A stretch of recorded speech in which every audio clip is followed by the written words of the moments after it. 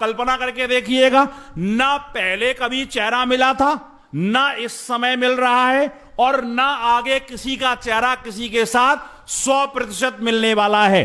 हम एक कार बनाते हैं, सारी कारें एक कंपनी की रख दीजिए, सब एक जैसी दिखाई देती हैं। अगर कल्पना करके देखिए सबका चेहरा भगवान एक जैसा बना देता, तो हमारे आर्य समाज के एक उपदेशक हैं पंडित नरदेव जी भरतपुर के, वो एक चीज हास्य में कहा करते हैं कि अगर भगवान ने सबका मुंह एक जैसा बना दिया होता तो बोले माताओं को बड़ी परेशानी हो जाती, फिर अपने बच्चों के आगे नंबर प्लेट लगाती, 8 नंबर का मेरा है, 12 नंबर का उसका है, और किसी दिन बच्चे नंबर प्लेट बदल के आ जाते, बोले फिर सबसे ज्यादा केस जो है ना न्यायालय में इसी के होते कि जी नंबर प्लेट इसने बदल ली। अच्छा, सामान्य आदमी का काम तो चल भी जाता, लेकिन दिक्कत किसकी हो जाती? पता चलता अनिल अंबानी के, मुकेश अंबानी के बेटे को किसी ने पकड़ा और नंबर प्लेट बदल के उसके घर में घुस गया जाकर के। अब कोई विकल्प बचता क्या? वो बनाने वाला कितना अद्भुत है कि सबका चेहरा उसी पदार्थ से बनाया, लेकिन सबका आकार और प्रकार अलग है।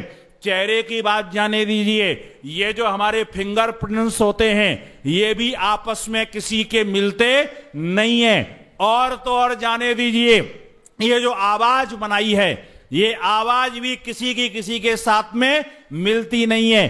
अगर ऊपर से कौवा बोलता हुआ चला जाए तो आप देखें चाहे ना देखें, आप बड़े आराम से बता सकते हैं ऊपर से कौवा निकलता हुआ गया है। अगर तोता बोलता हुआ चला जाए आप उसको देख करके बता सकते हैं। आप कल्पना करके देखिए, ना किसी की आवाज मिलती, ना किसी का चेहरा मिलता, ना किसी के फिंगरप्रिंट्स मिलते, और उसके बाद भी व्यक्ति ये कहता है कि ईश्वर का कोई चमत्कार दिखाओ तो हम भगवान को माने।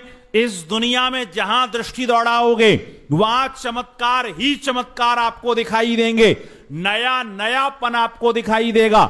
इस दुनिया की प्रत्येक चीजों को बनाने की ताकत जिसके अंदर है उसी को ईश्वर स्वीकार करना। वो बनाने वाला कितना बुद्धिमान है। अच्छा, चिंतन करके देखिएगा, हमारी आंखें यहां पर हैं, नाक यहां पर है, मुंह यहां पर है, इसका थोड़ा सा स्थान बदल दीजिए। मान लीजिए हमारी नाक यहां पर होती, हमारी आंखें यहां पर होती, हमारा मुंह यहां पर होता तो कितना अच्छा होता। एक स्कूल में मैं गया भाषण देने के लिए, बच्चे कुछ ज्यादा छोटे थे। अब मेरी बुद्धि काम ना करे कि इन बच्चों को मैं क्या सुनाऊं क्या ना सुनाऊं, तो मैंने सोचा बच्चों से प्रश्न करता हूं, बच्चे अपने आप कोई ना कोई उत्तर देंगे और उसके बाद मैं चर्चा को आगे बढ़ाऊंगा। अब मैंने बच्चों से प्रश्न पूछा, मैंने कहा बेटा भगवान कोई गलती करता है कि नहीं करता है? तो एक बच्चा बोला जी डांटो नहीं तो बताऊं। मैंने कहा नहीं, बिल्कुल नहीं डांटेंगे। बोले आप चले जाओगे तो मैडम डांटेगी। मैंने कहा मैडम भी नहीं डांटेगी, मैं पूछ रहा हूं बताओ आप, मैं मैडम से कह के जाऊंगा। बोले हाँ गुरुजी कभी कभी गलती करता है। मैंने कहा बेटा कैसे करता है? अब बच्चे की अपनी दुनिया होती है, उसका सोचना अपने प्रकार का होता है। वो कहता भगवान ने एक गलती कर दी जी। मैंने कहा जी कौन सी? बोले ये नाक हमारी जो है यहां लगा दी, अगर भगवान नाक यहां लगा देता तो बहुत अच्छा होता। मैंने कहा बेटा क्यों? तो कहा यहां से खुली हुई हवा आती सीधी की सीधी, यहां पर अभी सीधे हवा नहीं आ पाती है, तो बढ़िया होता है यहां नाक लगा देता। मैंने कहा बेटा एक बात बताओ, अगर नाक यहां पर होती और जब सर्दी के दिनों में कई बार बहती है और यहां से बहती हुई ऐसे करके आती तो कितना अच्छा लगता? बोले नहीं नहीं नहीं, फिर तो बिल्कुल खराब लगता। वो जहां पर है वहीं पर ठीक है। अगर इसका स्थान हम परिवर्तित करके देखें, हम भोजन करने के लिए बैठते हैं, अगर रोटी का कौर तोड़ते हैं, अगर इनका स्थान परिवर्तित होता तो हम क्या करते? रोटी का कौर लेते, इधर जाकर के नाक को सूंघाते, सूंघना कहीं बदबू तो नहीं आ रही है, इधर आंखों को दिखाते, देखना कहीं कोई कचड़ा तो नहीं पड़ा हुआ है, मुंह में ला करके डालते, इतने में कोई कचड़ा पड़ जाता, हमारी क्या स्थिति होती? वो बनाने वाला कितना बुद्धिमान है।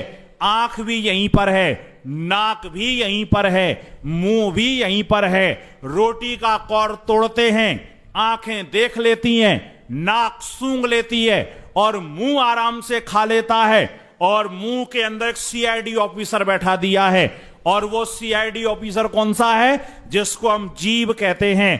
खीर हमने खाई, खीर खाते हुए कंकड़ बीच में आ गया, पूरा कौर बाहर नहीं निकालना पड़ता है, जीभ अंदर ही अंदर घूमती है और घूम करके कंकड़ को ढूंढ के बाहर निकाल देती है लेकर के। दुनिया में ऐसा सीआईडी ऑफिसर कहीं पर देखा जो ऐसे खोज करके निकाल दे? वो बनाने वाला कितना अद्भुत है, सोच करके देखिएगा। आपको दुनिया में भटकने की जरूरत ही नहीं है। अपने शरीर के एक एक अंग को देखो और चिंतन करो, जिसने बनाया इस मेरे शरीर को मेरे माता पिता ने नहीं बनाया, मेरे इस शरीर को किसी वैज्ञानिक ने नहीं बनाया, मेरे शरीर को दुनिया की किसी ताकत ने नहीं बनाया। जिसने बनाया है बस उसी को ईश्वर स्वीकार करना, अपने जीवन के अंदर ध्यान रखना। रोटी का कौर केवल हम लेते हैं और लेने के बाद आप सोच करके देखिएगा, हमने मुंह के अंदर डाल दिया, अंदर उसकी क्या प्रोसेस हो रही है हम में से किसी को नहीं पता है। उसका कैसे रस बन रहा है किसी को नहीं पता, उससे कैसे रक्त बन रहा है किसी को नहीं पता, उससे कैसे मांस बन रहा है किसी को नहीं पता, उससे कैसे मज्जा बन रही है किसी को नहीं पता, कैसे हड्डियों का रस जा रहा है किसी को नहीं पता, उससे कैसे नाखून बन रहे हैं किसी को नहीं पता, ये बाल कैसे बढ़ रहे हैं किसी को नहीं पता। और आप विचार करके देखिए, अगर ये उंगली यहां से कट जाए तो आगे नाखून आपको नहीं मिलेगा, लेकिन ये नाखून हर सप्ताह बढ़ करके आगे कहां से आ जाता है। अगर ये चमड़ी हटा करके देखी जाए तो बाल आपको अंदर नहीं मिलेंगे, लेकिन आप चिंतन करके देखिए ये बाल कहां से बढ़ करके आ जा रहे हैं। आप कभी अपने मन के अंदर विचार करके देखिए, दुनिया के सारे वैज्ञानिकों ने प्रयास कर लिया, लेकिन एक ऐसी मशीन नहीं बना पाए जो एक बूंद खून आपको बना करके दे दे। लेकिन भगवान ने मशीन बनाई, इसके अंदर आप कोई भी फल डालो, कोई भी जूस डालो, कोई भी अनाज डालो, ये आपको खून बना करके देती है। आज अगर एक बूंद खून की भी जरूरत होती है तो हम कोई एक बूंद खून नहीं बना पाए। उसका निर्माण करने वाला जो है उसी को ईश्वर स्वीकार करना। आप सोच के देखिएगा, आज तक हम कोई ऐसी मशीन नहीं बना पाए जिसके अंदर आप खली चूनी डाल दो, जिसके अंदर आप चारा डाल दो और वो आपको दूध बना करके दे दे। लेकिन भगवान ने ऐसी मशीन बनाई, गाय को आप चारा खिलाइए, गाय को खली चूनी खिलाइए, वो आपको दूध बना करके दे देगी। ये समस्त संसार के पदार्थों को बनाने की ताकत जिसके अंदर है उसी को ईश्वर स्वीकार करना। दुनिया के अंदर कोई भी कहे मैं ईश्वर हूं, कहना भैया तू एक काम कर, तू घास का एक तिनका ही बना करके दिखा दे, मनुष्य की सामर्थ्य से बाहर है। मेरा ऋषि कहता है उसी को स्वीकार करना जिसके अंदर समस्त संसार को बनाने की ताकत है। कहा ठीक है, ईश्वर स्वीकार कर लिया, अब ईश्वर की उपासना करने की क्या जरूरत है? क्यों अपना टाइम हम बर्बाद करें? क्यों उसकी भक्ति में लगें? क्यों उसकी चापलूसी करें? बार बार उसकी उपासना से होगा क्या? ऋषियों ने कहा देखो एक चीज का ध्यान रखो, ईश्वर की उपासना से भगवान को कुछ मिलना जुलना नहीं है, लेकिन अगर आप नहीं करोगे तो दो विशेषण ऋषि दयानंद ने दे दिए।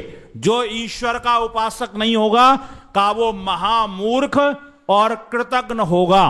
कृतज्ञता का दोष लगने वाला है क्योंकि वो इतना हमको सब कुछ देता है। इस दुनिया के अंदर एक एक पदार्थ उसने ऐसे प्रदान किए हैं। आप सोच करके देखिएगा, अगर ईश्वर अपनी कृपाओं को रोक ले तो हमारा जीवन चलना फिर मुश्किल हो जाएगा। सोच के देखिए वो कैसा अद्भुत तरीके से देता है।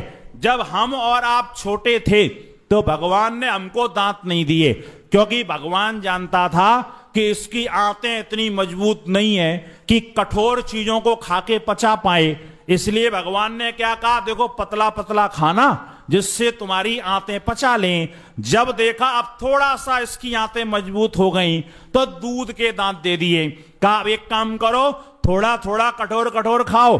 कहते जब देखा अब तो लक्कड़ कंकड़ पत्थर सब इसको हजम है, कहा लाओ दूध के दांत वापस करो, मजबूत वाले दांत हम तुमको देते हैं, खाना आराम से खूब पचाना। लेकिन बुढ़ापे में भगवान ने फिर देखा अब इसकी आंतें फिर से कमजोर हो गईं। भगवान ने कहा ला दांत वापस कर, अब फिर से पतला पतला खाना शुरू करना। लेकिन हमने क्या कहा, भगवान तुम दांत भले ही ले लो, लेकिन हम तो नकली लगा करके कठोर कठोर ही खाएंगे। और फिर जब बीमारियां आती है ना, तो ये मनुष्य इतना होशियार है कि इस दुनिया में जितना अच्छा हुआ वो मेरे कारण से हुआ, और जितना बुरा हुआ अगर लांछन लगाने के लिए दुनिया का व्यक्ति नहीं मिलता है तो सीधे लांछन कहां पर जाता है, भगवान के पास में जाता है। बोले पता नहीं कौन सी मैंने इसकी भैंस खोल ली, ये मेरे ही पीछे पड़ के रह गया है, भगवान को मेरे अलावा दुनिया में कोई दिखाई नहीं देता है। लेकिन ईश्वर किसी को कष्ट नहीं देता है। जब जब आफत हमारे जीवन में आती है, कहीं ना कहीं उसका कारण हम स्वयं ही होते हैं। हमारे जीवन में जब दर्द आएगा, जब दुख आएगा, उसका कोई ना कोई कारण हम कहीं ना कहीं अवश्य रूपेण बनते हैं। देखो भगवान ने कहा मैंने तुम्हें आंखें दी, तुमने दुनिया को बहुत देखा, अब इन आंखों से दुनिया को मत देखना, अब मैं तुम्हारी आंखें कमजोर किए देता हूं। लेकिन हमने क्या कहा, बोले भगवान क्यों आंखें कमजोर कर रहे हो? बोले आंखें कमजोर इसलिए कर रहा हूं, मैं तुमको खुली हुई आंखों से दिखाई नहीं दूंगा, मुझे देखने के लिए तो तुमको आंखें बंद करनी पड़ेंगी। अच्छा सोच के देखिएगा, कोई व्यक्ति मंदिर में जा रहा हो, आप उससे पूछना भाई साहब कहां जा रहे हो, वो कहता है जी मंदिर जा रहा हूं। आप पूछना जी मंदिर क्यों जा रहे हो, वो कहता जी दर्शन करने के लिए जा रहा हूं। अच्छा दर्शन शब्द का अर्थ क्या होता है? दर्शन माने होता है देखना। और जब वो व्यक्ति मंदिर में दर्शन करने के लिए जाए तो उसके पीछे पीछे जाकर के देखना। मंदिर में जाने के बाद नैवेद्य पुष्प पत्र जो चढ़ाना है, घंटा घड़ियाल जो बजाना है, उसके बाद में जब सारी क्रियाएं हो जाती हैं तो आप सबने अनुभव किया होगा, फिर व्यक्ति क्या करता है, हाथों को जोड़ता है, गर्दन थोड़ी झुकाता है। अच्छा ईमानदारी से बताइए, आंखें उस समय खुली रखता है या आंखों को बंद कर लेता है? तो आप क्या कहेंगे, आंखों को बंद कर लेता है। अच्छा वहां गया काहे के लिए है? दर्शन करने के लिए, देखने के लिए गया है। कोई आदमी ताजमहल देखने के लिए जाए और आंखों को बंद करके खड़ा हो जाए तो उसको हम क्या कहेंगे, अजब पागल आदमी है, देखने के लिए आया आंखें बंद कर ली। लेकिन मंदिर में जा रहे हैं, गए हैं दर्शन करने के लिए, आंखों को बंद कर लिया।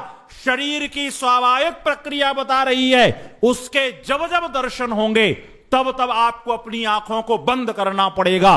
खुली हुई आंखों से आपको संसार नजर आ सकता है, लेकिन बंद हुई आंखों से आपको अपना प्रियतम नजर आएगा, आपको आपका परमेश्वर नजर आएगा। भगवान ने कहा इन आंखों से दुनिया को बहुत देख लिया मेरे बच्चे, अब मैं तेरी आंखें कमजोर किए देता हूं, अब तू दुनिया को मत देखना। जब आंखें कमजोर हो जाए ना तो खुश हो जाना चाहिए, अब मैं अपने भगवान के दर्शन करूंगा। लेकिन हमने क्या कहा, हमने कहा तुम भले कमजोर कर दो, हम तो नंबर का चश्मा लगवा करके और नंबर बढ़ा बढ़ा के दुनिया को ही देखेंगे, हम तेरे लिए आंख बंद करने के लिए तैयार नहीं है। भगवान ने कहा चल तेरे कानों से दुनिया की बहुत सुन ली, अब मैं तेरे कान कमजोर करता हूं, अब दुनिया की मत सुनना, अब तू मेरी सुनने का प्रयास करना। लेकिन हमने क्या किया, एक मशीन लेके लगा ली, हमने कहा हम तेरी नहीं सुनेंगे, हम तो दुनिया की ही सुनने को तैयार होंगे। भगवान ने कहा देख बेटा, जब तू युवा था, काम करता था, तुझे काम करते हुए शक्ति का ह्रास होता था, तुझे एनर्जी चाहिए होती थी, तो मैंने तेरे बाल काले कर दिए थे कि सूर्य की किरणों से एनर्जी लेना, क्योंकि काली चीज सूर्य की किरणों को ज्यादा अवशोषित करती है। और तेरे जीवन के अंदर काम करने के बाद जो शक्ति का ह्रास हुआ है वो काले बालों के द्वारा सूर्य की किरणों से लेना। लेकिन जब भगवान ने देखा कि अब ये वृद्ध हो गया है, अब ये काम कर नहीं सकता है, इसकी शक्ति का ह्रास होगा नहीं, इसको शक्ति की आवश्यकता नहीं है, एनर्जी इसको चाहिए नहीं, बाल अगर काले होंगे एनर्जी आएगी, खपत होगी नहीं, तो विस्फोट होना आवश्यक है। भगवान ने लेके सफेद बाल कर दिए और कहा अब सफेद बाल से ज्यादा एनर्जी मत लेना, अब जो है जितनी आवश्यक है उतनी लेना। लेकिन हमने क्या किया, वो 35 रुपए की पुड़िया लाए, हमने कहा भगवान तुम भले सफेद करो, हम तो इसको काले करके और हम युवा स्यात होंगे, हम तो जवान ही बन करके रहेंगे। और फिर जीवन के अंदर बीमारियां आती हैं, फिर दोष हम ईश्वर का प्रदान करते हैं। वो तो पग पग पर हमको संभालने के लिए तैयार है, हर समय वो हमको संभालता है। कभी आप मन के अंदर चिंतन करके देखिए, वो ईश्वर कितना संभालता है, एक एक क्षण हमको संभालता है। एक लिखने वाले ने लिखा था, एक वृद्ध व्यक्ति, उसको हार्ट की परेशानी हुई, जब हॉस्पिटल में पहुंचा जाकर के 9 दिन तक वहां पर रहा। 9 दिन के बाद डॉक्टरों ने कहा अब ये घर ले जाने लायक हैं, ये स्वस्थ हो गए, इनको आप ले जाओ। और जैसे ही उसने ये कहा इनको ले जाओ, तो डॉक्टर ने एक बिल उनके बेटे के हाथ में दिया और बिल दिया, बोले इसको भर दो और अपने पिताजी को लेकर के जाओ। अच्छा, बूढ़े व्यक्ति की एक विशेषता होती है, पूरे जीवन भर कमाता है, पूरी कमाई बच्चों को दे देता है, लेकिन उसके मन में एक बात रहती है कि मेरे ऊपर कोई खर्च ना हो, जितना कम से कम हो उतना अच्छा है। वृद्ध ने एकदम उसके हाथ से बिल लिया और बिल जो था उसमें 9 लाख रुपए की राशि लिखी हुई थी। ये राशि देखते ही वो बूढ़ा फूट फूट करके रोने लगा। जैसे ही फूट फूट करके रोया, बेटे ने बिल हाथ से लिया, कहा पिताजी रोते क्यों हो? अरे आप ठीक हो, पैसे की कौन सी कीमत है, सिर सलामत है, हजारों पगड़ियां उसके लिए कुर्बान है, जीवन है, पैसा है किसके लिए, और आप चिंता क्यों करते हो? लेकिन वृद्ध और फूट फूट करके रोया। डॉक्टर ने समझाने की कोशिश की, डॉक्टर ने देखा बड़ी मुश्किल से जैसे तैसे अंदर बांधा है मैंने, मेरा बांधा कितना मजबूत है पता नहीं, कहीं ये ज्यादा रोएगा और मेरा बंधन खुल गया तो उससे पहले ही कहीं ये चले गए तो ये मेरे 9 लाख का क्या होगा? डॉक्टर ने कहा बाबूजी क्यों चिंता करते हो आप, है जिसको चुका करके मैं उसके ऋण से उऋण हो सकता हूं। इसलिए स्मरण रखना, मेरा ऋषि कहता है, जो उसकी उपासना नहीं करता है, जो उसके बताए रास्ते पर नहीं चलता है, जो उसकी आज्ञाओं का पालन नहीं करता है, वो व्यक्ति महाकृतज्ञ होता है। और दुनिया में इससे बड़ा मूर्ख होगा कौन कि जो हमारा रोग है और जिसके पास उसकी दवाई है, हम उसी के पास जाने को तैयार नहीं है। तो हमसे बड़ा इस दुनिया के अंदर मूर्खता की पराकाष्ठा वाला कौन व्यक्ति हो सकता है? इसलिए ध्यान अपने जीवन के अंदर रखना, कुछ ऐसा समय अवश्य निकालो जब ईश्वर के चरणार बिंदों में आप बैठो, अपने जीवन को समर्पित कर देना, कह देना मेरे पिता, मेरे जीवन के अंदर जहां कहीं आपको कमियां दिखती हैं उनको दूर करने का कृपा कीजिए। मैं अपने जीवन को सुंदर बनाना चाहता हूं, अपने जीवन के अंदर ईश्वर के अस्तित्व को स्वीकार करना। और मैं एक निवेदन किया करता हूं, सारी दुनिया मिलकर के अगर हमें कोई चीज देना चाहे और ईश्वर की मर्जी नहीं है तो सारी दुनिया मिलकर के हमको दे नहीं सकती है। और अगर ईश्वर की मर्जी है कि इसको ये मिले और सारी दुनिया हमारे विरोध में खड़ी हो जाए तो हमारा विरोध नहीं कर सकती है। जिसको उसका सहारा मिल गया, दुनिया का सहारा मिले चाहे ना मिले, उसका दुनिया कुछ नहीं बिगाड़ सकती है। ऋषिवर देव दयानंद सरस्वती का एक शास्त्रार्थ जो है स्वामी अच्युतानंद जी के साथ में हुआ। अच्युतानंद जी पहले तो वेदांती थे, लेकिन पंडित गुरुदत्त विद्यार्थी उनके संपर्क में आए। इस दुनिया का पहला चेला ऐसा था जिसने गुरुजी के जीवन को बदल दिया।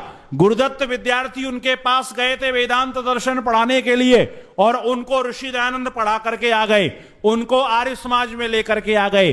अच्युतानंद जी जब वेदांती थे तो कहते उनका शास्त्रार्थ ऋषि दयानंद से हुआ। और जब ऋषि दयानंद उस नगर के अंदर पहुंचे तो जब शास्त्रार्थ की चर्चा हुई तो उस शास्त्रार्थ का जो वर्णन है, कभी अगर आपको पढ़ना है तो पंजाब का आर्य समाज का इतिहास आप पढ़िए, पंडित चमुपति जी ने उसमें लिखा हुआ है। पंडित चमुपति जी ने अच्युतानंद जी से पूछा, महाराज एक बात बताओ, आपका और ऋषि दयानंद का शास्त्रार्थ हुआ था, उस शास्त्रार्थ की कुछ झलकियां सुनाओ ना।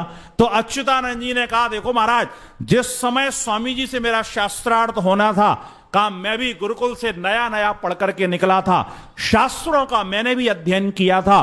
बोले एक दिन राजा मेरे पास में आया और राजा ने मुझसे कहा कि महाराज एक निवेदन आपसे है, एक दयानंद रूपी आंधी आई है, उसके सामने जो कोई आता है वो उसको उड़ा करके फेंक देता है।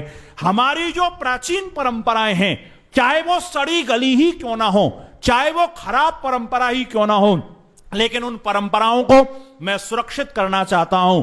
वो दयानंद सबको उड़ा के फेंक देता है, पता नहीं सत्य सत्य सत्य क्या है, सत्य का हम क्या करेंगे। महाराज अगर आप एक काम करो, दयानंद को शास्त्रार्थ के लिए ललकारो, और अगर आप उस शास्त्रार्थ में जीत गए तो एक चीज का ध्यान रखना, शब्द आपके होंगे, पूर्ति करने की सामर्थ्य मेरी होगी। आप जो कहेंगे मैं आपको दूंगा, बस इस आंधी से हमको बचा लो। तो अच्युतानंद कहते मेरे मन में आया कि जब ये राजा मेरे साथ में है, राजा की पूरी प्रजा मेरे साथ में है, तो ये अकेला फक्कड़ आदमी मेरा बिगाड़ क्या लेगा। शास्त्र सुने पड़े, शास्त्र मुझे भी आते हैं, मैं भी शास्त्र सुना दूंगा। वो कहते हैं जी मैंने तो शास्त्रार्थ की चुनौती स्वीकार कर ली, और जब स्वीकार कर ली, जिस दिन शास्त्रार्थ होना था, अब शब्दों को सुनिएगा, अच्युतानंद कहते हैं जिस दिन शास्त्रार्थ की तिथि निश्चित हुई, शास्त्रार्थ होना था, प्रातः काल के समय मैंने अपना क्षौर कर्म करवाया, मैं नित्य कर्मों से निवृत्त हुआ। स्नान के उपरांत मैंने रेशम के कपड़े पहने, मैंने इत्र का छिड़काव किया, माथे पर चंदन का लेपन किया। मैं जैसे ही निकला, मेरे शिष्यों ने मुझे हाथी पर बिठा दिया। पूरे नगर में मेरी जय जयकार हो रही थी, माताएं पुष्पों की वर्षा मेरे ऊपर कर रही थी, मेरे ऊपर रंग उड़ाया जा रहा था। जहां से जाता था लोग हाथ जोड़ के कहते थे महाराज इस दयानंद से बचा लो, आपके चरणों के हम दास हो जाएंगे। कहते मैं पूरे अभिमान में कि सारा नगर मेरे साथ में, और जैसे ही पंडाल में पहुंचा, का जो श्रोता बैठे हुए थे ना, मेरे पहुंचते ही मेरे नाम की जयकारा उन्होंने लगाई। बोले मैं 2 फुट ऊपर हो गया मानो। और जब मंच पर पहुंचा, बोले राजा जो न्यायाधीश की गद्दी पर बैठा हुआ था वो खड़ा हुआ। उसने कहा महाराज मेरी निवेदन को आप स्वीकार करना और ध्यान रखना, आप जो कहोगे वो मैं करूंगा। देखो 19-20 तो ऊपर नीचे मैं कर दूंगा, न्यायाधीश की गद्दी पर मैं हूं। अगर तुम 19वीं पढ़ोगे ना तो मैं दयानंद को पराजित घोषित कर दूंगा, लेकिन ध्यान रखना कहीं 10-12 का रेशो आ गया तो मेरे लिए भी दिक्कत हो जाएगी। इसलिए महाराज पूरी ताकत लगा देना, जितना शास्त्र और सरस्वती तुम्हारे पास में है। बोले मैंने कहा चिंता मत करो, मैं शास्त्रार्थ करूंगा। जब उन्होंने अपना वर्णन कर लिया तो चमुपति ने धीरे से पूछा महाराज एक बात बताओ, आपने तो अपना बता दिया आप कैसे आए थे, वो मेरा बाबा कैसे आया था। जैसे ही उन्होंने कहा मेरा बाबा कैसे आया था, अच्युतानंद की आंखों में आंसू आ गए और कहते हैं देखो ना तो उसके पास लगाने के लिए चंदन था, ना उसके पास छिड़कने के लिए इत्र था, रेशम के कपड़े भी तो उसके पास में नहीं थे, उसका जयकारा करने वाला कोई चेले और चपाटिये भी तो दिखाई नहीं दे रहे थे, कोई उसके साथ में नहीं था, वो अकेला आया था। लेकिन चमुपति एक बात का स्मरण रखना, वो अकेला आया था, दुनिया की तमाम भीड़ मेरे साथ में थी, लेकिन उस शास्त्रार्थ में वो मुझे पराजित करके चला गया। मैं देखता रह गया, वो मुझे हरा करके चला गया। ताली अब अगली बात पर बजाना। उन्होंने पूछा महाराज एक बात तो बताओ, जब दुनिया की तमाम भीड़ आपके पास में थी और दयानंद अकेला था, कैसे आपको परास्त कर गया। तो वो अच्युतानंद कहते हैं वो परास्त करने का एक ही कारण था, उसके साथ दुनिया की भीड़ तो नहीं थी, लेकिन मैं एक चक्कर खा गया। मैं एक चीज को नहीं समझ पाया कि दयानंद केवल अकेला नहीं आया था, वो अपने भगवान के साथ में आया था। और मेरे पास दुनिया की तमाम भीड़ थी, लेकिन मेरे पास भगवान नहीं था। उसके पास दुनिया की भीड़ तो नहीं थी, लेकिन उसका ईश्वर उसके पास में था। इस दुनिया के अंदर जब भगवान आपके पास में होता है तो इस संसार की औकात नहीं है कि हमारा बाल बांका भी कर सके। और अगर भगवान हमारे साथ में नहीं है, दुनिया की तमाम भीड़ हमारे साथ में है, किन दुख सागरों में हम डूबते हुए घूमेंगे उसका कोई पता नहीं है। तब एक लिखने वाले ने लिखा था, बिन आत्मज्ञान के इस दुनिया में जीव भटकते देखे हैं, और सामान्य जनों की बात तो छोड़ो, राजा जन भी भटकते देखे हैं। इस दुनिया में अगर ईश्वर का प्रेम नहीं है, भटकाव के अलावा और कुछ भी हाथ नहीं आ सकता है। इसलिए उसका प्रेम अपने जीवन के अंदर स्थापित करें। उसका प्रेम जैसे ही आता है, जीवन आनंद से भर जाता है। लिखने वाले प्रकाश कवि ने लिखा था, आनंद स्रोत बह रहा, पर तू उदास है, और अचरज है जल में रह के मछली को प्यास है। दुनिया में भगवान का आनंद चारों तरफ है और फिर भी हम लोग प्यासे घूम रहे हैं, तो इससे बड़ा दुर्भाग्य और क्या हो सकता है। अगर उसका आनंद हम नहीं ले पा रहे, उसकी चीजों को हम नहीं समझ पा रहे, पता है हमारी स्थिति तो वही है। एक हलवाई अपनी दुकान पर बैठा हुआ था और बड़े ध्यान से बैठा हुआ था। एक छोटा सा बच्चा जो है उधर से निकला, उसने हलवाई को देखा कि ना तो ये पलक झपकता है, ना इधर उधर देखता है। हलवाई इंतजार में था, सवेरे सवेरे का समय है, कोई ग्राहक आए तो सामान बेचूं, बड़े ध्यान से वो देख रहा है, और ना पलके झपकता ना शरीर हिल रहा है। बच्चा एक बार निकला, दूसरी बार फिर वहां से सामने से निकला, वो सेठ जी को बड़े ध्यान से देख रहा है। देखते देखते बच्चे ने क्या किया कि एक लकड़ी का तिनका उठाया और सेठ जी की आंख में ऐसे करके डाला। जैसे ही डालने को हुआ तो सेठ जी बड़बड़ा के बोले, नालायक कहीं के, आंख फोड़ेगा क्या? तो सेठ जी को बच्चे ने बड़े ध्यान से देख करके कहा, सेठ जी आप जिंदा हो? बोले जिंदा नहीं और क्या, मरा दिखाई दे रहा हूं। बच्चे ने कहा जी मुझे तो बड़ा आश्चर्य हो रहा है। बोले किस चीज का? बोले आप जिंदा हो और आपके सामने इतनी सारी मिठाइयां रखी हुई हैं और आप खा नहीं रहे हो, मैं आपको कैसे जिंदा मान लूं कि आप जिंदा हो? बच्चे के सामने मिठाइयां हो और बच्चे तो मिठाई के ऊपर टूटेंगे ही टूटेंगे। बच्चा कहता है मुझे आश्चर्य हो रहा है कि आपके सामने इतनी मिठाइयां रखी हुई हैं और आप जिंदा होते हुए भी नहीं खा रहे हो। हमारे ऋषि कहते हैं इस दुनिया के अंदर सबसे बड़ा आश्चर्य है, भगवान का आनंद चारों तरफ फैल रहा है और भगवान के उपासक दुखी होकर के घूम रहे हैं। दुनिया में इससे बड़ा आश्चर्य और क्या हो सकता है? अगर हम जीवित हैं, अगर हमारे अंदर प्राण हैं, अगर हम जीवन के अंदर चेतना शक्ति से युक्त हैं, तो हम जीवन में क्यों उदास हैं? मेरा प्रियतम इतना विशेष है, उससे मैं प्रेम करके तो देखूं। लेकिन हमारी दिक्कत तो यही है ना, हम पूरे जीवन भर अपने प्रेम पात्र बदलते रहते हैं, और जब मनुष्य प्रेम पात्र बदलता है ना, उसके जीवन के अंदर ठहराव नहीं आता है।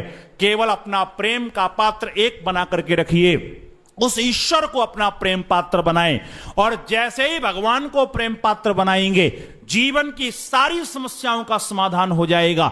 इसलिए संसार में कोई काम करो, संसार के एक एक पदार्थों में जो सुख की तलाश में हम घूम रहे हैं कि यहां मिल जाए तो शायद सुखी हो जाएं, यहां मिल जाए तो शायद सुखी हो जाएं, वहां दर दर भटकने की आवश्यकता नहीं है। केवल अपने मानस के अंदर ये स्थापित करके रखिए कि मैं ईश्वर के पास जाए बिना, ईश्वर की उपासना के बिना इस दुनिया के अंदर और कोई विकल्प नहीं है जो मेरे जीवन के अंदर स्थिरता आ सकती है। सबसे बड़ी दिक्कत यह है, हम लोग मांगते तो बहुत कुछ हैं, लेकिन हमको ये विश्वास नहीं है कि हमको मिल ही जाएगा। हमारा मांगना जिस दिन विश्वास से युक्त हो जाएगा, जिस दिन पूरा समर्पण ईश्वर के प्रति हो जाएगा, उस दिन फिर हमको किसी चीज का कोई डर नहीं लगेगा। एक राजा एक रानी दोनों के दोनों वन के अंदर घूमने के लिए गए।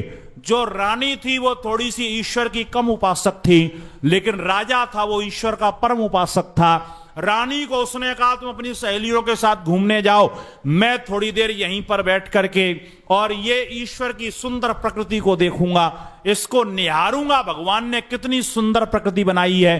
कहते राजा बैठा हुआ है, बैठे बैठे चिंतन करता, वाह मेरे प्रियतम, तूने ये पेड़ कितना सुंदर बनाया है, इसमें पत्ते कितने सुंदर लगाए हैं, तेरे पास ना कोई कैंची है ना कोई चाकू है, लेकिन पत्तों की कतरन कितनी सुंदर तू करता है, ये पेड़ कैसे अडिग होकर के खड़े हुए हैं। कहते इतने में एक तूफान आया, और जैसे ही तूफान आया और पेड़ टूट करके एकदम गिरा, ये उसमें भी आनंद लेने लगा। वाह मेरे प्रियतम, तेरी शक्ति के आगे तो दुनिया की किसी की शक्ति नहीं है। ये पेड़ अकड़ करके खड़ा हुआ था, तूने तोड़ करके 1 मिनट में उठा करके उसको पटक दिया, कैसे रगड़ते हुए लेकर के जा रहा है। इतने में उधर से रानी भागती हुई आई, कहती महाराज भागो जल्दी, तूफान आ रहा है, एक डगाल भी हमारे ऊपर गिर गई हमारा जीवन समाप्त हो जाएगा, जल्दी से भागो निकलो यहां से। लेकिन राजा मस्ती ले रहा है। वाह मेरे प्यारे, तेरी शक्ति के आगे किसी की ताकत नहीं है। ये पेड़ अकड़ करके खड़े थे, कैसे तूने तोड़ करके इनका अहंकार नष्ट कर दिया। इतनी सुंदर हवा चल रही है, राजा उसमें भी मस्ती ले रहा है। रानी ने कहा, पागल हो गए हो क्या? इतना भयानक तूफान आ रहा है, मुझे बड़ा डर लग रहा है। या तो जंगल से बाहर चलो और या मेरे डर का कोई उपाय करो। राजा था, बगल में तलवार रखी हुई थी, ले करके उसने रानी की गर्दन में रखी। जैसे ही रानी की गर्दन में रखी तो रानी पहले तो घबराई सी, फिर बाद में मुस्कुराने लगी। कहती, बड़े पागल हो, तुम्हें इस समय मजाक सूझ रहा है, ऊपर से एक डगालगिरी जीवन समाप्त हो जाएगा और तुम तलवार गर्दन पर रख करके मजे ले रहे हो। कहा, मजे नहीं ले रहा हूं, हिल मत जाना जरा सा भी। अगर हिल गई तो तेरी गर्दन वहां डली हुई दिखाई देगी और शरीर यहां पर होगा। कहा, नहीं, मुझे डरने की जरूरत नहीं है। कहा, तलवार बहुत पैनी है। कहा, माना तलवार पैनी है, लेकिन ये है किसके हाथ में? ये मेरे प्रियतम के हाथ में। जब सैया कोतवाल तो मोहे डर काहे को लागे, जब तलवार मेरे प्रीतम के हाथ में है तो मुझे डर किस चीज का लगेगा? राजा ने मुस्कुराते हुए कहा, पगली, मैं भी तो यही कहना चाहता हूं, मेरे जीवन की डोर मेरे प्रियतम के हाथ में है। इस दुनिया के अंदर कोई मेरी मृत्यु नहीं कर सकता है, और अगर जिस दिन ईश्वर ने चाह लिया तो ये दुनिया के सारे लोग मिलकर के मुझे बचा नहीं सकते हैं। इसलिए अपने जीवन का समर्पण ईश्वर के प्रति करना। समय आगे इजाजत नहीं दे रहा है। इन्हीं शब्दों के साथ बहुत बहुत धन्यवाद, बहुत बहुत आभार।